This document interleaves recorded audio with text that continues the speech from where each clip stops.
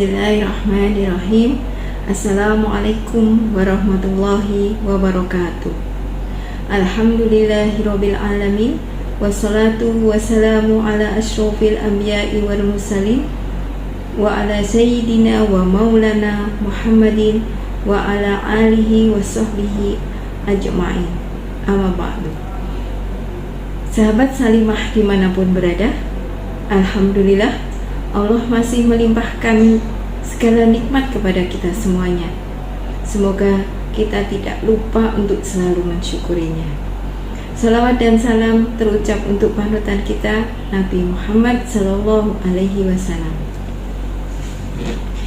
Sahabat Salimah, kita tidak asing dengan sebuah kalimat yang sering kita dengar, bunyinya seperti ini.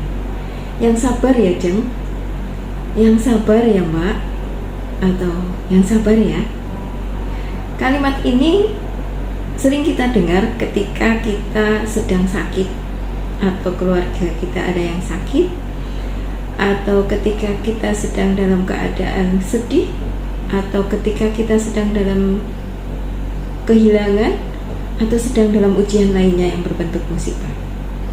Keluarga, teman, saudara, dan tetangga kita insya Allah akan datang menjenguk kita dan menguatkan kita dengan salah satu kalimatnya adalah seperti tadi yang saya ucapkan. Mereka akan mengucapkannya sambil memegang tangan kita atau bahkan dengan memeluk kita. Ada satu lagi kalimat yang biasa keluar dari lisan kita. Ini konteksnya lain. Begini, sabar, sabar, sabar ya Allah. Kalimat ini terbiasa terucap oleh lisan kita, bukan? Ketika kita menemukan sesuatu yang luar biasa dari anak-anak kita, kreativitas mereka yang luar biasa di rumah, atau pola tingkah mereka yang membuat kita membelalakkan mata gitu nih, sambil mengatakan sabar, sabar ya Allah, sabar, itu sambil mengelus dada kita. Sahabat Salimah yang dirahmati oleh Allah, alhamdulillah masih ada orang atau saudara yang mengingatkan kita tentang sabar. Dan alhamdulillah kita juga masih bisa menguasai diri kita dengan mengingatkan diri kita sendiri dengan bersabar. Nah, apa itu sabar? Menurut KBBI atau Kamus Besar Bahasa Indonesia, sabar itu diartikan dengan tahan menghadapi cobaan, atau dengan kata lain, tabah. Kita mesti sabar dalam hal apa saja? Nah, ini para ulama menyampaikan bahwa kesabaran itu mencakup 3 hal. Yang pertama, sabar dalam melaksanakan ketaatan kepada Allah Subhanahu wa Ta'ala. Seperti saat ini kita sedang menjalankan ibadah puasa Ramadan. Sabarnya di mana? Sabarnya adalah menunggu waktu berbuka, ya, menunggu waktu berbuka. Kemudian sabar terhadap apa lagi ketika kita menjalankan ibadah puasa? Sabar menahan, yaitu sabar menahan diri dari segala hawa nafsu, dari segala hal-hal yang tidak berguna yang bisa kita lakukan melalui panca indera kita. Nah, yang hal-hal tersebut bisa membatalkan puasa kita atau bahkan mengurangi pahala puasa kita. Kemudian yang kedua, sabar dalam meninggalkan maksiat. Nah, ini contohnya ya, ketika kita mempunyai keinginan yang kurang baik, tidak baik, misalnya iri pada orang lain sehingga kita ingin mengambil kebahagiaan orang lain, itu juga tidak boleh, termasuk maksiat. Kemudian mencuri ataupun bahkan kita berhutang dengan lembaga atau perorangan yang ada ribanya, nah itu tidak boleh. Kita harus bersabar untuk itu karena kebutuhan semakin tinggi, maka kadang kita terpojok. Nah, ini tidak boleh, kita tidak boleh mengambil keputusan yang dilarang oleh agama kita. Kemudian yang terakhir adalah sabar dalam menghadapi takdir Allah.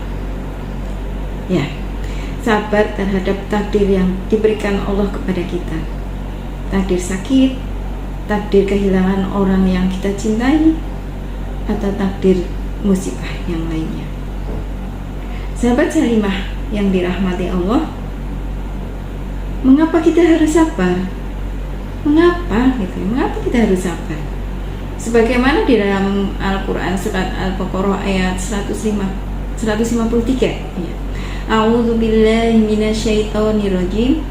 Ya ayyuhalladzina amanu sta'inu bis-sabri was-shalah. Innallaha ma'as-sabirin. Hei orang-orang yang beriman, jadikanlah sabar dan sholat sebagai penolongmu. Sesungguhnya Allah bersama orang-orang yang sabar. Ya, jika kita ingin melalui sebuah musibah, kita ingin melalui segala ujian ini dengan tidak menjadi bertambah rumit, maka bersabarlah. Karena sabar adalah kunci keberhasilan. Karena sabar adalah perintah Allah Subhanahu wa ta'ala. Bagaimana disampaikan oleh Syekh Muhammad bin Sahlih rahimahullah, bahwa beliau mengatakan, seorang hamba jika bersabar menunggu keberhasilan yang Allah berikan, maka niscaya masalah yang dihadapinya itu akan menjadi ringan. Jika engkau mendapati suatu musibah, maka engkau butuh bersabar dalam menghadapinya. Bersabarlah dan peganglah janji Nabi kita Nabi Muhammad SAW yang disampaikan di dalam hadis riwayat Ahmad. Dan ketahuilah, sesungguhnya kemenangan itu beriringan dengan kesabaran. Jalan keluar itu beriringan dengan kesukaran. Dan sesudah kesulitan pasti akan datang kemudahan. Sahabat Salimah di bumi Allah, ayat Al-Quran dan hadis tersebut di atas menunjukkan keutamaan bersabar. Yang dengan bersabar, maka pertolongan Allah pasti akan datang dalam setiap ujian musibah dan setiap penderitaan yang kita alami. Semoga kita menjadi hamba-hambanya yang semakin luas kesabarannya, sehingga kita selalu memperoleh pertolongan Allah Subhanahu wa ta'ala. Wabillahi taufiq wal hidayah. Wassalamualaikum warahmatullahi wabarakatuh.